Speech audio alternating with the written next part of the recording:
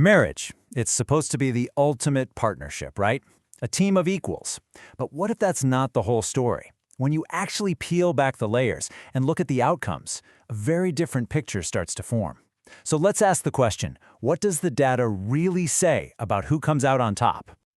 You know the version of marriage we've all been sold? The fairy tale ending. But here's the thing. Does that story actually line up with reality? For the people who are in it, day in and day out?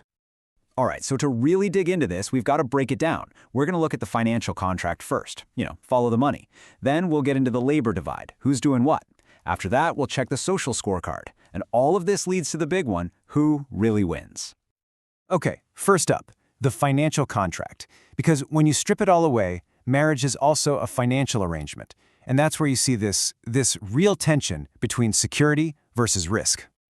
And right away, you can see the split. On one side, marriage often means men take on a lot more financial risk, that pressure to be the provider.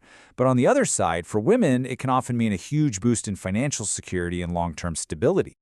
So let's look at the argument for women gaining a security advantage. We're talking about the potential for real long-term financial protection. There's also the emotional support side of things. And, when you look at the numbers, divorce outcomes statistically tend to be more favorable for women, especially when it comes to things like child custody and support. Now let's flip that coin.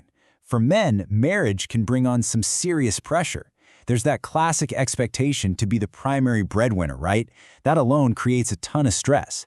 And then, if things go south, the statistics show men often face bigger financial hits after a divorce, with a high chance of paying child support or alimony. There's a saying that really sums this up. Marriage gives women safety nets. Men often become the safety net. It really points to a fundamental difference in how these financial roles are often set up. Okay, so money is one thing, but what about the work, the day-to-day grind? That brings us to the labor divide. We're going to look at workload versus well-being. And again, the contrast here is, it's pretty stark. For many men, marriage brings structure, a sense of purpose, even better habits. But for many women, it often means taking on the lion's share of unpaid work, both the physical stuff and that invisible emotional labor. People call this the second shift, and for good reason. The stats are pretty clear. Women tend to handle most of the housework and childcare. But then there's all that invisible work, right? The emotional labor. Things like managing the family's schedule, remembering everyone's appointments, keeping the peace. It's exhausting. And it's no surprise this can hold back a career and lead to some serious burnout and resentment. But for men, marriage is often seen as this really powerful, stabilizing force. It's linked with more responsible choices, less risk-taking, just, settling down. And get this, statistically, men's careers often improve after getting married. It can provide this really clear sense of direction and purpose. So this all leads to a pretty uncomfortable question, doesn't it? If the deal is supposedly so great for women, why do married women consistently report being more stressed out than married men? All right, let's move on from the work inside the home to how marriage is seen from the outside. We're talking about the social scorecard. And here, the big trade-off seems to be about validation versus freedom. And the pattern continues. Socially, women often get a big thumbs up for getting married. It's seen as a sign of success, a form of validation. But for men, the narrative is often different. It can feel like a loss of freedom, a loss of independence. And the health benefits for men are, they're pretty incredible.